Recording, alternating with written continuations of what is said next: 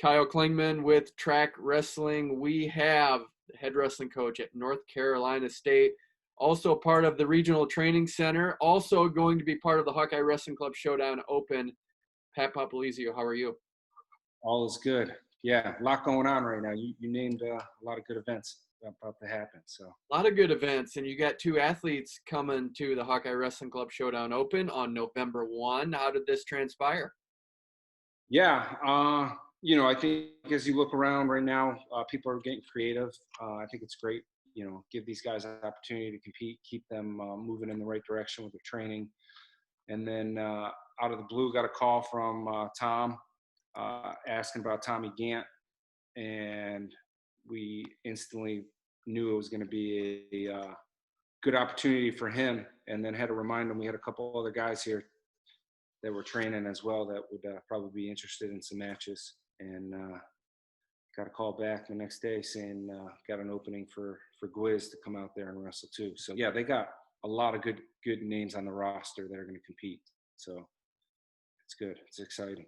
What does training look like for your two guys? I know, talking to Gwiz, that he trains and bops around and goes to different places to just try to get some different looks, but how do you get involved with his training? We Donnie and Adam are a lot in the day-to-day. Timmy McCall trains with those guys on the mat. And those guys are very active on the technical side of things, studying film, implementing some new techniques on the calls with USA Wrestling and their staff. So there's a lot of moving components. I think the biggest thing is just mapping things out for these guys, on the logistics of where and when and how and what we got to do on our end to keep things moving and keep these guys focused so they don't have to worry about any distractions outside their training and even for the coaches. Kind of putting one guy in, putting out fires or creating opportunities with our golf outing. But we work well as a unit with our RTC because it is a lot of work. I think sometimes people think it's a given that, you can just have practice, but there's a lot of moving components with an RTC, the fundraising aspect of it and the management. So we work together as a staff, and things are going in the right direction right now. I'm not sure many people are aware of this, but there used to be an unlimited class, and you had an NCAA champion. You didn't coach him, but his name was Thacker. He was a big dude, well over 400 pounds. How do you think Gwiz would do against him? It would be great to have somebody like that. First of all, everybody speaks the world of Tap, how great of a person he was. I never obviously got a chance to meet him, seen a lot, and know a lot about him just from the history here. But it would have been unbelievable to have somebody like that around. First of all, finding big guys that can move and wrestle like that is hard to do. And then watching when you get those guys in the same room together, that would have been fun. Gwiz could have used a little bit of that weight. So it would have been nice to get him pushed around the mat a little bit. But Guzzo was here this morning in our workout, and we always talk stories about former guys that he coached. And that's one thing he always said about Thacker is how athletic he was. And, basically a guy that size. I was like, how does a guy that size attack and come up, hit a knee and come up? And he's like, he could do it. He could slam dunk a basketball. So it's pretty impressive what he was able to do. You're from New York. You went to Oklahoma State. Now you're at NC State. You've had some stops along the way. But how do you pass along history with tradition-rich states and tradition-rich programs?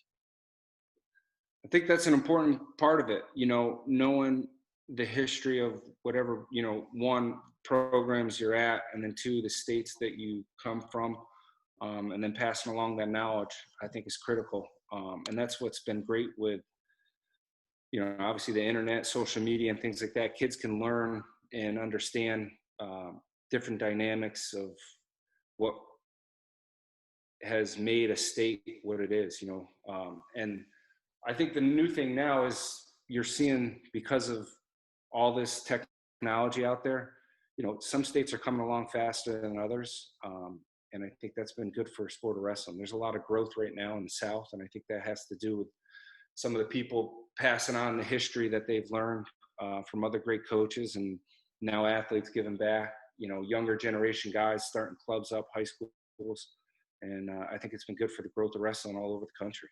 We need more of that. Our sport definitely needs it. And I think people are doing a really good job at it. And not just coaches, but people like yourself that have passion and love for wrestling and getting the word out there. There's always a good story to be told, and anytime we have some of these events we're talking about, I think it brings up these kind of things. Hawkeye Wrestling Club has a deep history. Started in 1973. You're a part of an event that really ties back and really has advanced the sport in so many ways. To be part of an event like this, what's that like? It's good. Anytime you can attach yourself to history and tradition, I think that's a positive. And then, obviously those guys do a great job, and they've got a lot that they've built up. So we want to at least be in the mix to compete with those guys, whether it's NCAA or RTC, whatever it is we're doing. We want to be competing with the best guys in the country and even in the world as time goes on and these guys make world teams. This is part of the process. But, yeah, no, we're just excited to go out there, send these guys, get them matches. And, again, I think it's going to be one of those, everybody's being creative, putting on some first-class events, and this is obviously going to be one of them. When we think of history, you had a win against the University of Iowa in Carver. Was that your biggest dual meet win? Yeah, still look back on it.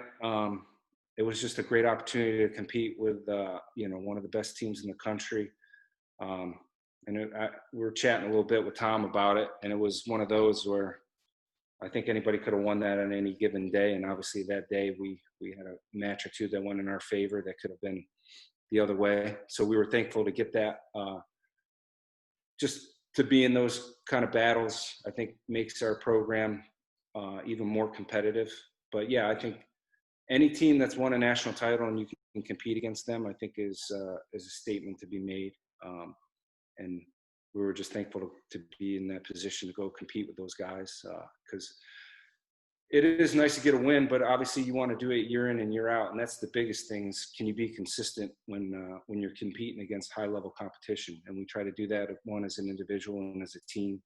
We know we got to get better. And those kind of teams remind you of that when you're able to compete with them consistently. And they've shown over time. That's why they got one of the best histories and tradition in the country, along with a couple of schools that consistently win. And that's not an easy thing to do. I think people take that for granted, but those guys, year in and year out, you got everybody gunning for you. And those teams have shown that they can take on that challenge. And that's what we're working hard to do, is be one of those teams that is in position to do that.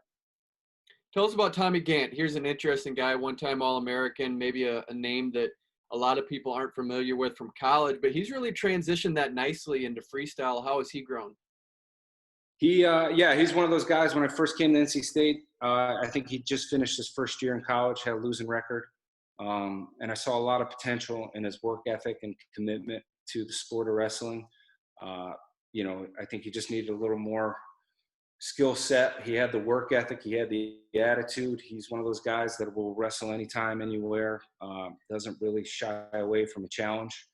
His talent level is there. He's gotten a lot better. He's pretty athletic. But I think his awareness in wrestling and freestyle has grown tremendously. And, he's around elite guys now. When you got Nick and Mock here in the room with him, I think those guys have helped each other. They see a guy like Nick getting the job done and bringing back some great knowledge. And we've had really good assistant coaches along the way help develop these guys. And I think that's been critical. These guys have soaked things up like a sponge. And now you're seeing the benefits of that, of an athlete that's really put the time in. And yeah, he's stayed patient. I think everybody obviously you want to win right away. And that's what I like about Tommy Gantt, is he's clawed his way to the top. He's still working to be the guy, but he's competed with the best guys at that weight throughout the last couple of years, and has shown that he's made big improvements and is still working on some things. And any given day, I think he's one of the best guys in the country. The matchup between Gwiz and Tony Cassiope, it's interesting because Nick Wisdowski is one of the best in the world. You're two-time NCAA champion, four-time All-American, just seconds away from possibly winning that match against Kyle Snyder in 2016 in New York City. Two-time world medalist, going against a guy that hasn't even been doing NCAA championships yet. How do you see that match playing out? I think it's good. That's what I like about what their club's doing. They're not afraid to compete against the best guys right now. And I think that's only going to help these guys, regardless of the outcome. Anytime you're wrestling somebody that's got more experience and obviously has proven themselves at a higher level, you're going to only gain from that, and that, I think that's what they're wanting, is to see what's the best out there have to offer, and where do we stand as an individual and as a club. And I think that's what they're, analyzing it. That's what they're trying to do. And, you got to take it from Nick's side. He's a guy that's training to win a world and Olympic title. So he's wanting to work on some things, go out there and get some mat time. And this is a perfect match for him to do that against a really good, young, up-and-coming athlete that, on paper, yeah, it's a lopsided, if you're looking on paper, it's one of those, it could be a lopsided victory, but I'm sure they're coming out to compete at a high level, and he's only going to gain good experience from it. And, it gives Nick a chance to go out there and try some things that we've been working on in practice if he opens up and does that. So I think it's a win-win for both athletes. I think, you got a guy that's later in his career and a guy that's just starting out his freestyle career at the senior level too. So it's fun to watch those matches.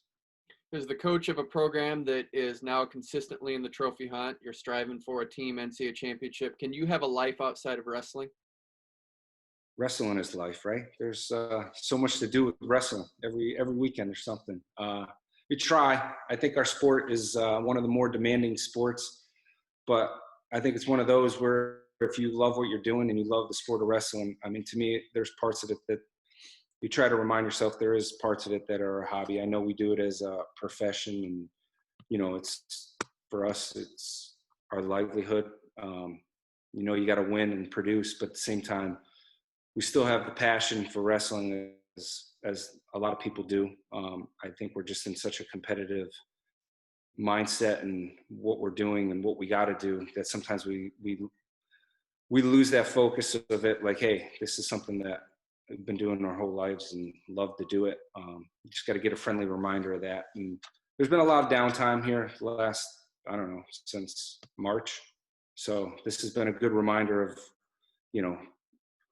get to do what we love. We haven't competed obviously that much since last season. So it's been a good wake up call for everybody, I feel like, and now we're starting to see it again. So it feels good. How do you build in those checkpoints so that if you're going a direction and maybe you need to veer off a little bit, how do you build those in so that you can stay accountable and maybe change your course? Yeah, that's a hard thing to do. I think the people around you got to remind you that at sometimes. We're going 1,000 miles per hour, and you got to get those friendly reminders that, like, hey, this is, you gotta take time to smell the roses a little bit, because things they fly by, they're fast. I personally always like talking to coaches that have been through it, have done it. I got the luxury of having one of the coaches that's had a lot of experience here at NC State. Coach Guzzo's around all the time, and every now and then he'll tell you, make sure you kind of enjoy the process a little bit, and it'll give you a good story, good laugh. But, the reality is you got so many good people connected to you and mentors throughout the country that any given time you can hit those guys up, and you'll get some good stories or something that you need to get some advice on. So it's tough. I mean, we're in a grind. I think, we signed up for it. We go 1,000 miles per hour, and if it's not your college guys, it's your RTC guys that need attention. If it's not the RTC guys, it's a college guy. And if it's not them, it's recruiting. So there's a lot of moving components. And it's, again, I think if you love what you're doing and you're surrounded by the right people, you don't lose sight of that. How do you prioritize that? So if you're having a 30-minute conversation with an athlete and you had something else planned maybe at that point, how do you dictate what is more important than something else? I think for me, my number one priority will always be the guys that are here within our program, the current rostered guys, and obviously our RTC guys. I try to make them our number one priority. Obviously our staff's extremely important. But I think the guys that are here putting the time in and buying into everything and staying loyal and committed, we as coaches have to give back to that. And then obviously I know recruiting is a huge part of success when it comes to a college program. So you always have to be out there recruiting too. But I always want to make sure our time and attention goes to the guys that are here right now. And then, sometimes, and I think this has been a nice slowdown for us. As much as I know we want to be out there recruiting, this dead period has given us the time to give the attention towards the guys that are here instead of putting all our focus on who's the next guy we're going to bring in. And I like that personally more, is the development side than, why do we always have to go out and look for a kid that's replacing somebody? Why can't we develop this kid into what we're looking for? We brought him here as a staff, and it's our job to make sure this kid develops on and off the mat. And I think that's one thing our staff has done a phenomenal job, is developing kids, whether or not they're winning a national title, developing into, great leaders down the road and getting their degree. And yeah, a lot of the guys are winning along the way too. So we want to continue that progress, as opposed to going out there and as soon as we get a kid, it's like, all right, who's the next kid we can get behind this guy so we can keep moving forward. Your brother is Frank Popolizio of Journeyman Wrestling. How do you rely on him? Yeah, he's a goer. If you ever need to pick me up, give him a call. He'll get you get a little rub off on that energy. But no, he's done a great job. He's got a good business outlook. I think that's well needed for our sport. And the people that have supported him and bought into his product, I think have benefited a great deal, just on the events that he runs. And I think we all can learn something from somebody. And he's brought that element to wrestling. And I think that's, for us to make that jump as one of the elite sports and get the following that we want, we got to have more people in there that are thinking outside the box and helping us grow and pushing. And you're always going to go through growing pains when you're pushing to make something great. And I think sometimes that's something you see, is he's very aggressive. In our sport, when you're winning, you have to be aggressive. And I think that's why he's got a great product. And he's shown that he's one of the leaders out there for running events. And on top of it, he's got a great club where a lot of good kids are coming out of that he's putting out at the college level. So he's got his hands in a lot of different events. Right now has been a little bit of a tough time for him. I think anybody obviously in sports right now is feeling it. So he's being creative, and he's had to overcome some adversity. And hopefully some of these events that he's trying to push out can still play out with limited times where you can get into an arena and whatnot. I think it's also probably helped him a little bit with his farming too. He's become a better farmer because of this, so it's good for him. I've heard you've made an adjustment that you used to get your coffee at a coffee shop. Now you have your own coffee maker. How has that changed your life? Make best coffee. It's crazy. Before all this went down, it was, you go in your routine of what you used to do. And it's the same for our guys. We talk about it a lot. You can't lose focus of what we signed up to do, and we have to get our job done still. It's just now in a totally different manner. The norm isn't the norm anymore. So getting up, make sure you're motivated, getting the practice, being ready, the routine of, even our cafeteria, it's changed the places we could go eat. Now guys have to get extra creative in getting their food instead of sitting down as a team. Everything's to go. So we're all in it. And that's probably been the toughest part, is not having that downtime with the guys. I mean, I see them now, we go to practice, but it's like, instead of all hanging out in one room all together, we got to make sure we're spread out, and our meetings are a little more digital than they've been in person. So that part I don't like, having the guys over for dinner, having team meals and stuff like that. Those are things that are a little bit of a struggle, but with time, we'll get back to it. But no one's missing workouts, and no one's missing good coffee. Cooking's been as good as ever, probably too good. But not going out anymore to dinners and things like that. It's been tough. Your most recent NCAA champion was Mike Mazzavello. You call him the mayor. When's he going to run for political office? I tell him all the time, when he's done wrestling, he's going to make something great when it comes to whether if he wants to get in the business world, if he wants to coach. There's a lot of opportunities for him right now. He gets hit up all the time. People trying to pick him up as coach in a coaching job, or, I know he's done some internships, and people keep hitting him up for a job full time.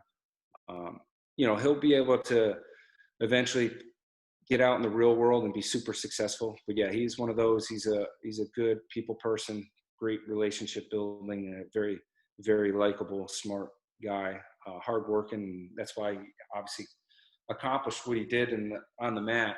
But I think he's going to have a bright future down the road with whatever he wants to get into. His mind goes 1,000 miles per hour. Every time I turn around, he's trying to start up a new project. I think his new one now is woodworking. He's going to start a small business up with woodworking. You know, one week it's this, that, but he's doing a good job. I know he went out to California not too long ago and learned from his uncle to make some good woodworking projects. So we'll see what he can craft up. Looking forward to seeing you in Coralville, Iowa. Thanks for the time, and can't wait to see what your two guys are going to do. No problem. Appreciate it.